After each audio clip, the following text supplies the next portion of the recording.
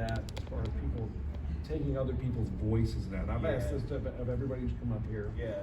Do you think that's going to change the voice acting world? 100%. I think I don't know if it's gonna I don't know if it's gonna change it in a significant way yet, because AI generally is bad press. Like it's not really, it doesn't really look good to be an AI developer right now. So I don't think it's gonna change anything, like, at least immediately. I don't think it's gonna change anything crazy, right? Maybe in the next like 20 to 30 years. But I think right now the people who are gonna lose the most are the little guys, like the people who like get their first jobs doing background voices in a show or background voices in a game. Like even with the deal that SAG made with that studio, it's like the people they're replacing are not gonna be the superstars, right? Like you're not gonna try to AI Johnny Young Bosch's voice because you want Johnny Young Bosch to be in your thing because he's popular and people love him, and people would hate you for like faking his voice without his consent. But like the little people, those are the people who I think are going to be affected the most. Like the people who get their foot in by doing the small role that some company is going to try to cut a corner on and just AI the voice.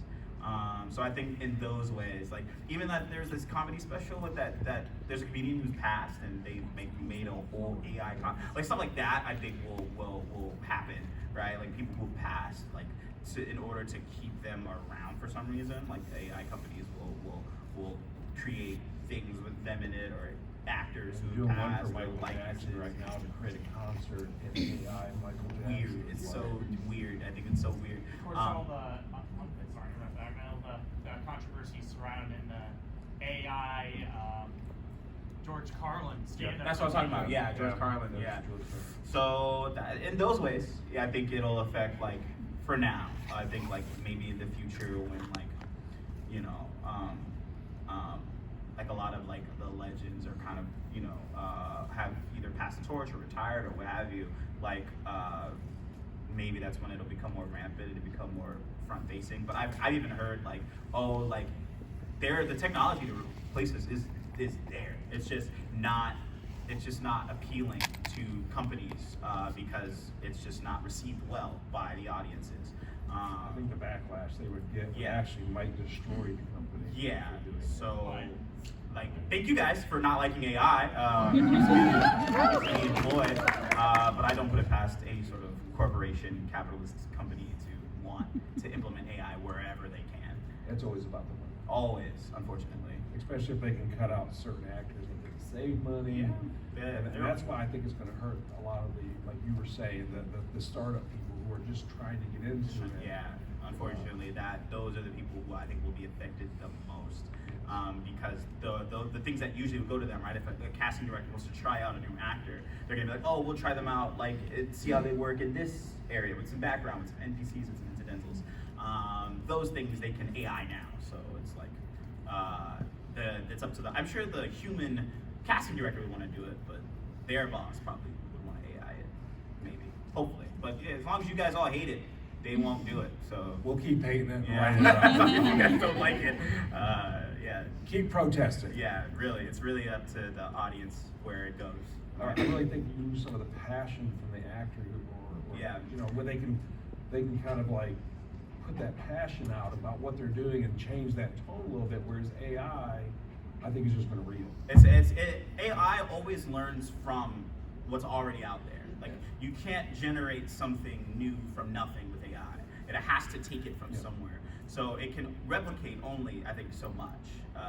In my opinion, I can always kind of sort of tell when something's AI. I can always kind of like, this sounds a little AI, especially AI art. AR's not even as good as I think it's being pushed.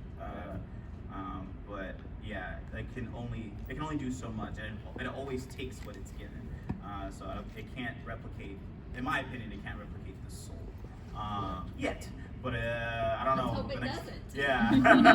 Wasn't there a movie about all that? I don't know what the next 100 Terminator? years will look like, but to me right now, Robot. yeah, there's a certain soul aspect that I just think a computer can't do, which I hope it stays that way, God willing.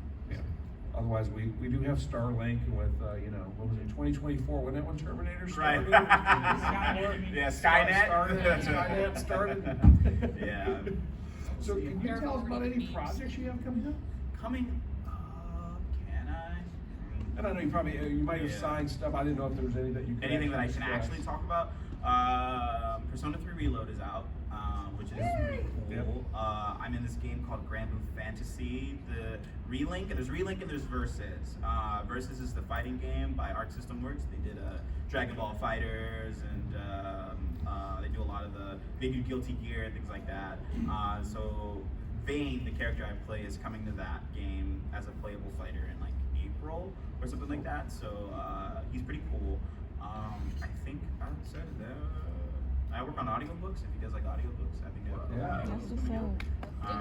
Where can you yeah, sure. where can you go look at those audiobooks? Where they at? Audible. Audible? They might, some of it might be on Apple Books, things like that. We can search by your name. Yeah, Zeno Robinson. If you look up Zeno Robinson audiobook, like I often do, you can find all the audiobooks I'm in. Well, make sure that you go out there and do that, because that way he keeps getting credit for every single one. They'll keep you hiring me, listen to. maybe. I don't know. So that's how we keep supporting Yeah. these people, so we keep it going. Pokemon Horizons is coming out soon. Yeah. This month. I play Coco. It's interesting playing a Pokemon and not a person. So what was that like?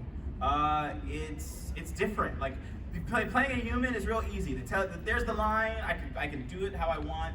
But playing a Pokemon is like half improv and half monster creature thing, and it's probably the most difficult thing I've ever done in my life, like acting wise, is playing a Pokemon. You wouldn't think like, oh, you wouldn't think it's hard, but it's hard. It's super hard because you got to think like. You have to think specifically what the Pokemon is thinking and what it's actually saying, but you can't say it. You have to say it in the Pokemon voice, and you got to keep the specific Pokemon voice that you made. So, like, if Coco is like saying, "Hey, that's my berry," I can just go, "Wow, right?" Like it's not specific, but I go, "Wow," you know, like that's you can hear the difference. You can hear the specifics it's so different, and that's from me having trained 30 episodes. It was tough. Episode 10 trying to do that. So yeah. But you love a good challenge, right? Yeah, I love being challenged. I like it when like directors are like, you can do it better. You know, like I don't like when they take my first take. It makes me think that they either think I'm better than I am, or that I don't know. I just don't like it. I'm like, there's no way I read that line perfectly in that one take. I don't know. Yeah. So when you're doing these takes with these directors, are you doing it remotely, or are you actually in a studio with them? It depends. A lot of times now, I go into the studio just because I like not being at home as often as I was, and I'm tired of working. I worked in my little booth for like 2 or 3 years over the pandemic, so I don't like being there anymore. I don't know, maybe there's some kind of trauma associated there. But there's just like a professional environment that I feel like frees me up to do my job a bit better when I'm in studio. And I don't have to worry about like my levels. I don't have to worry. I can just focus on acting. And so that's usually where I'm at, unless it's like the client's in like another state or something.